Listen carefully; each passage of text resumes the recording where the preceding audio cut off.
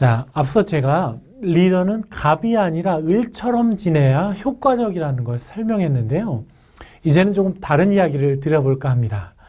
어떤 분들은요, 리더가 되었는데도 불구하고 리더가 아닌 것처럼 느껴지는 경우가 있습니다. 리더로 발령받으면 어떤 분은 기뻐하시지만요, 어떤 분은 고민하세요. 일단 다른 사람을 떠나서 본인 스스로가 정체성에 혼란이 옵니다. 내가 과연 리더가 맞나? 이런 생각하는 분들도 계세요.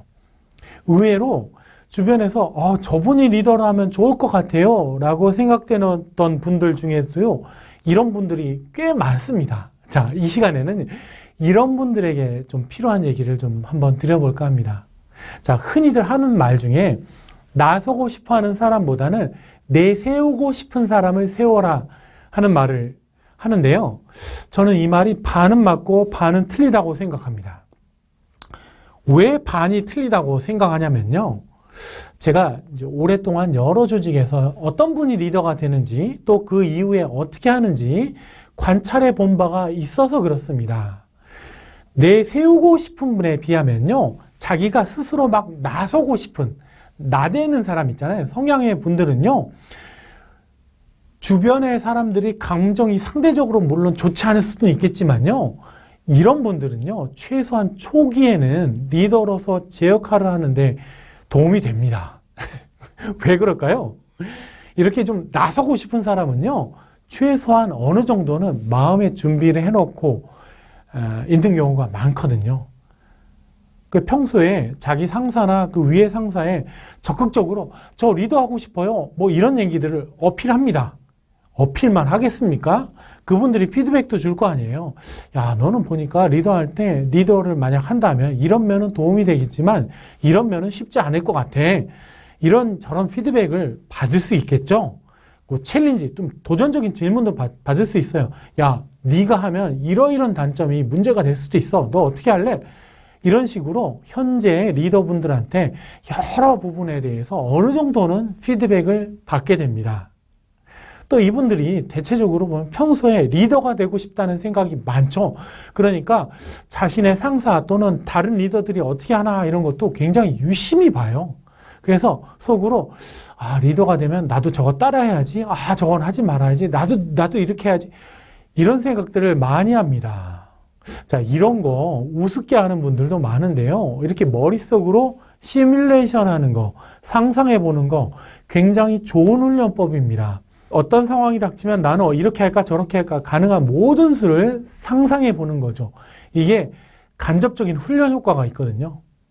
자, 그래서 나서고 싶어 하는 사람보다는 내세우고 싶은 사람을 세워라 하는 말, 이 무색하게 나서고 싶은 분이 리더가 되면요, 최소한 초기에는 쉽게 적응을 하는 경우가 많습니다.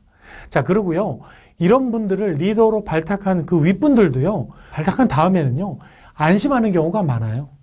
왜냐면요, 이분은 어느 정도는 피드백을 받았잖아. 그러니까 뭐가 문제가 될지 뭐 이렇게 어느 정도 대책을 생각해 두었기 때문에 그 윗분들도요, 예측이 되거든. 어느 정도 안심이 됩니다.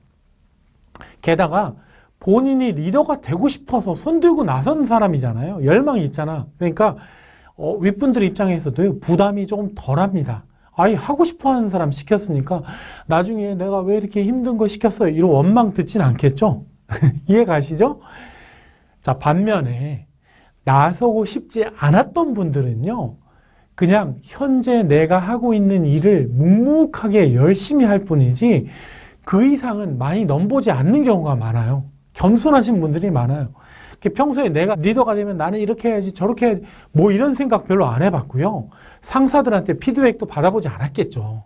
당연히 이런 면에서 시뮬레이션 훈련되지 않은 상태에서 리더가 되기 쉽습니다. 상사들 입장에서도요, 한 번도 리더가 될 생각을 안 해본 분 리더 시킨다고 하면 부담되지 않을까요? 여러분이 윗분이라도 그렇지 않겠어요?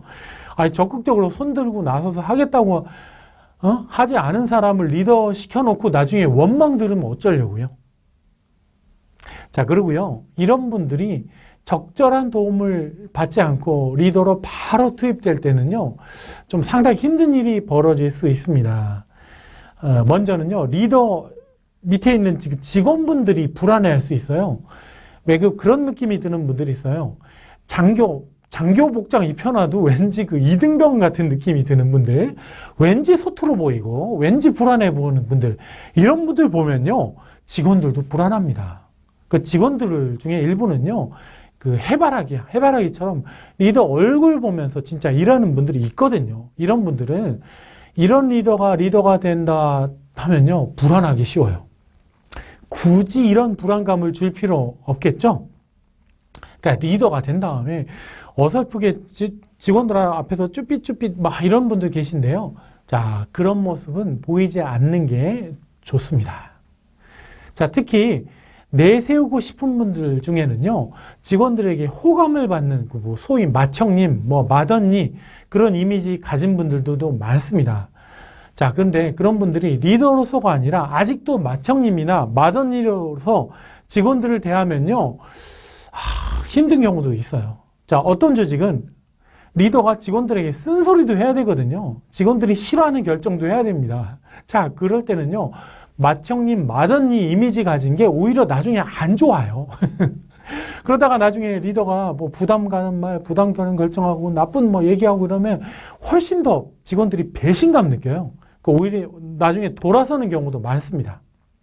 아예, 그러려면 아예 처음부터 독한 리더 이미지를 만드는 게 더 나을지도 모릅니다. 아예 처음부터 독한 리더가 되면 직원들이 기대라도 하지 않으니까 배신감도 덜 느끼거든요.